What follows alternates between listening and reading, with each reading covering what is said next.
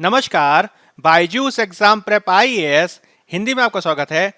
प्रस्तुत है दैनिक क्विज। पहला प्रश्न आपके समक्ष है। जैव विविधता के संदर्भ में धारीदारी केश, स्ट्रिप्ड हेयर स्ट्रीक, मायावी राजकुमार, एल्यूसिव प्रिंस, शीरापरक पामर, वेंड पामर और चित्तीदार पीला लांसर, स्पॉटेड येलो लांसर किससे संबंधित हैं? पक्षी, तितलियां, पौधे की मछलियों का वर्ग।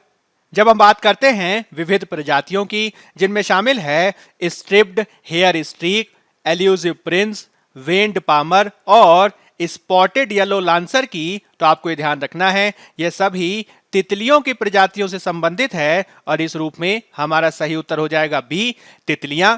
आज के द हिंदू में इससे संबंधित खबर प्रकाशित हुई है। हाल ही में अरुणाचल प्रदेश के एक पुलिस कांस्टेबल अनेक तितलियों की प्रजातियों की खोज करने के चलते चर्चा में हैं। उनके द्वारा खोजी गई तितलियों की प्रजातियों में स्ट्रिप्ड हेयर स्ट्रीक और एलूसिव प्रिंस तितलियां भारत के लिए नई हैं, जबकि वेंड पामर और spotted yellow lancer Arunachal Pradesh के लिए नई हैं। अगला प्रश्न आपके समक्ष है। हाल ही में खबरों में रहे टाइफून नानमाडोल ने निम्नलिखित में से किस देश में दस्तक दी है? जापान, संयुक्त राज्य अमेरिका, मालदीव की फिलीपींस। टाइफून नानमाडोल के संदर्भ में आपको ये ध्यान रखना है कि हाल ही में इसका संबंध जापान से देखा गया है, जहां जापान में लाखों लोग इसके प्रभाव में आए हैं, जिससे जापान के दक्षिण पश्चिम में तेज हवाएं और भारी बारिश देखी गई है। जब हम बात करते हैं टाइफून की, तो आपको ये ध्यान रखना है कि यह एक उष्णकटिबंधीय चक्रवात का एक प्रकार है जो उत्तरी गोलार्ध में 180 डिग्री से 100 डिग्री पूरब के बीच विकसित होता है। इस क्षेत्र को उत्तर पश्चिमी प्रशांत बेसिन के रूप में जाना जाता है और यह पृथ्वी पर सबसे सक्रिय उष्णकटिबंधीय चक्रवात बेसिन है, जो दुनिया के वार्षिक उष्णकटिबंधीय चक्रवात का लगभग 1/3 देखा जा सकता है। इस रूप में हमारा सही उत्तर हो जाएगा ए, जापान। आज के द हिंदू में इससे संबंधित खबर प्रकाशित हुई है। अगला प्रश्न आपके समक्ष है। क्रांतियों और संबद्ध देशों के निम्नलिखित युग्मों पर विचार कीजिए। क्रांति और संबंधित देश: orange Ukraine, tulip Kyrgyzstan, jasmine Tunisia, lotus मिस्र। आपको ये बताना है कि इनमें से कितने युग्म सही सुमेलित है या हैं। केवल एक जोड़ा, केवल 2 जोड़े, केवल 3 जोड़े कि सभी चारों जोड़े। क्रांतियों के संदर्भ में आप ये ध्यान रखेंगे कि जब हम क्रांतियों की बात करते हैं तो विभिन्न प्रकार की रंग क्रांतियों यानी कलर रेवोल्यूशंस की भी चर्चा मिलती है। ये रंग क्रांतियां उन विद्रोहों की श्रृंखला को संदर्भित करती हैं जो पहली बार 2000 के दशक की शुरुआत में पूर्वी यूरोप के पूर्व कम्युनिस्ट देशों में शुरू हुई, लेकिन मध्य पूर्व और एशिया में लोकप्रिय आंदोलनों के संदर्भ में भी इसका उपयोग किया जाता है। इन क्रांतियों में अधिकांश ने सड़कों पर बड़े पैमाने पर लामबंदी की, जिसमें स्वतंत्र चुनाव, शासन परिवर्तन की मांग की गई और सत्तावादी नेताओं को हटाने की भी मांग को किया गया। इसमें यदि हम ऑरेंज क्रांति की बात करें तो ऑरेंज क्रांति यूक्रेन में 2004 और 2005 में देखी गई। इसके अलावा जब बात की जाती है ट्यूलिप क्रांति की, तो ट्यूलिप क्रांति 2005 में ही किर्गिस्तान में देखी गई। इसके अलावा आपको ये ध्यान रखना है कि जैस्मिन क्रांति का संबंध ट्यूनीशिया से है, वहीं लोटस क्रांति का संबंध मिस्र से देखा जा सकता है। इस रूप में चारों के चारों जो युग्म हैं वह सही सुमेलित हैं और हमारा सही उत्तर हो जाएगा डी, सभी 4 जोड़े। आज के इंडियन एक्सप्रेस अखबार में इससे संबंधित खबर प्रकाशित हुई है। अगला प्रश्न आपके समक्ष है। मिशन इनोवेशन पहल के बारे में निम्नलिखित कथनों पर विचार कीजिए। यह एक वैश्विक पहल है जिसका उद्देश्य सभी के लिए पीने योग्य पानी को सुलभ बनाने के लिए अनुसंधान, विकास और निवेश को उत्प्रेरित करना है। भारत इस पहल का हिस्सा है। आपको बताना है कि इनमें से कौन से कथन सही हैं या हैं। केवल एक, केवल 2, दोनों की कोई नहीं। मिशन इनोवेशन पहल के बारे में आप ये ध्यान रखेंगे कि मिशन इनोवेशन जलवायु परिवर्तन को संबोधित करने और उपभोक्ताओं के लिए स्वच्छ ऊर्जा को वहनीय बनाने और हरित रोजगार और वाणिज्यिक अवसर पैदा करने के लिए सार्वजनिक और निजी स्वच्छ ऊर्जा नवाचार में तेजी लाने से संबंधित एक वैश्विक पहल है। इसकी घोषणा 2015 को संस्थापक सरकारों की ओर से संयुक्त राज्य अमेरिका के राष्ट्रपति ओबामा के द्वारा की गई। आपको ध्यान रखना है कि उसी समय बिल गेट्स के द्वारा भी ब्रेक थ्रू एनर्जी पहल को किया गया।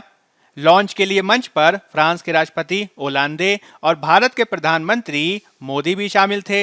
इस रूप में भारत भी इस पहल का हिस्सा है।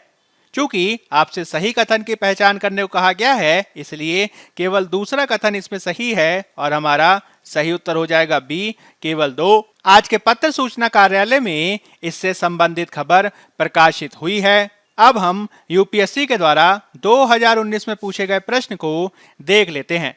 गुप्त काल के दौरान भारत में बलात्श्रम यानी विष्टि के संदर्भ में निम्नलिखित में से कौन सा कथन सही है?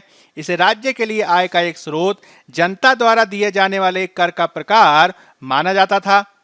गुप्त साम्राज्य के मध्य प्रदेश और काठियावाड़ क्षेत्रों में पूर्णतः अविद्यमान था। बाल श्रमिक साप्ताहिक मजदूरी का हकदार होता था कि मजदूर के ज्येष्ठ पुत्र को बाल श्रमिक के रूप में भेज दिया जाता था। गुप्त काल में जब हम बिष्टी की बात करते हैं तो इसे बाल श्रम के रूप में परिभाषित किया जाता है, जो एक प्रकार के जबरन श्रम को दर्शाता है। आपको ये ध्यान रखना है कि गुप्त काल में इस प्रकार की जबरन मजदूरी यानी विष्टि पहले की तुलना में अधिक आम होते देखी गई। आपको यह भी ध्यान रखना है कि विविध प्रकार के भूमि अनुदान अभिलेखों में करों के साथ इसका उल्लेख किया गया था, जो ये बताता है कि विष्टि को राज्य के लिए आय का स्रोत माना जाता था, यानी यह लोगों के द्वारा भुगतान किया जाने वाला एक प्रकार का कर था। इस रूप में हमारा सही उत्तर हो जाएगा ए, यानी विष्टि को राज्य के लिए आय का एक स्रोत, जनता द्वारा दिया जाने वाला एक प्रकार का कर माना जाता था। अब हम बात कर लेते हैं आज के तथ्य यानी फैक्ट ऑफ द डे की, जिसमें हम बात करेंगे प्रधानमंत्री प्रणाम योजना की, जो आज के इंडियन एक्सप्रेस अखबार में प्रकाशित हुआ है। हाल ही में केंद्र सरकार ने राज्यों को प्रोत्साहित करके रासायनिक उर्वरकों के उपयोग को कम करने के लिए पीएम प्रणाम योजना नामक एक योजना शुरू करने की बात की है। पीएम प्रणाम योजना से तात्पर्य है प्रधानमंत्री कृषि प्रबंधन योजना के लिए वैकल्पिक पोषक तत्वों का प्रचार, यानी PM promotion of alternate nutrients for agriculture management योजना। इस योजना का उद्देश्य रासायनिक उर्वरकों पर सब्सिडी के बोझ को कम करना है, जो 2022-23 में 2.25 लाख करोड़ रुपए तक पहुंचने का अनुमान है। यह पिछले साल के आंकड़े 1.62 लाख करोड़ रुपए से लगभग 39% अधिक है। इस प्रकार यह योजना पिछले 5 वर्षों के दौरान देश में समग्र उर्वरक आवश्यकता में तेज वृद्धि को देखते हुए महत्व रखती है। सूत्रों के अनुसार सरकार ने प्रस्तावित योजना पर अंतर मंत्रालयीय चर्चा को शुरू कर दिया है और संबंधित विभागों के विचारों को शामिल करने के बाद इसके मसौदे को अंतिम रूप दिया जाएगा। यद्यपि इस योजना का कोई अलग बजट नहीं होगा, किंतु उर्वरक विभाग द्वारा संचालित योजनाओं के तहत इसे मौजूदा उर्वरक सब्सिडी की बचत के माध्यम से वित्त पोषित किया जाएगा, जिसके तहत सब्सिडी बचत का 50% पैसा बचाने वाले राज्य को अनुदान के तौर पर दिया जाएगा। सरकार के अनुसार चालू वित्त वर्ष 2022-23 में सरकार ने उर्वरक सब्सिडी के रूप में लगभग 1.05 लाख करोड़ रुपए आवंटित किए हैं। हालांकि इस साल उर्वरक सब्सिडी का आंकड़ा 2.25 लाख करोड़ रुपए को भी पार कर सकता है। इस प्रकार सरकार का यह कदम पिछले कुछ वर्षों में उर्वरकों या वैकल्पिक उर्वरकों के संतुलित उपयोग को बढ़ावा देने पर सरकार के फोकस के अनुरूप देखा जा सकता है। उर्वरक सब्सिडी में रिसाव को रोकने के लिए सरकार के द्वारा 2016 में उर्वरकों में डीबीटी यानी प्रत्यक्ष लाभ हस्तांतरण प्रणाली को शुरू किया गया था, जिसके तहत विभिन्न उर्वरक ग्रेड पर 100% सब्सिडी उर्वरक कंपनियों को वास्तविक बिक्री के आधार पर जारी की जाती है। इसके अलावा सरकार ने उर्वरक आदेश 1985 में नैनो यूरिया और बायो स्टिमुलेंट्स जैसे नए पोषक तत्वों को शामिल किया है। इसके अलावा सरकार मृदा स्वास्थ्य कार्ड और नीम कोटेड यूरिया जैसी पहलों को भी कर रही है। इस प्रकार उर्वरकों के संतुलित उपयोग को प्रोत्साहित करने के संदर्भ में पीएम प्रणाम योजना महत्वपूर्ण मानी जा सकती है। बायजूस एग्जाम प्रेप IAS के आज के अंक में फिलहाल इतना ही। धन्यवाद।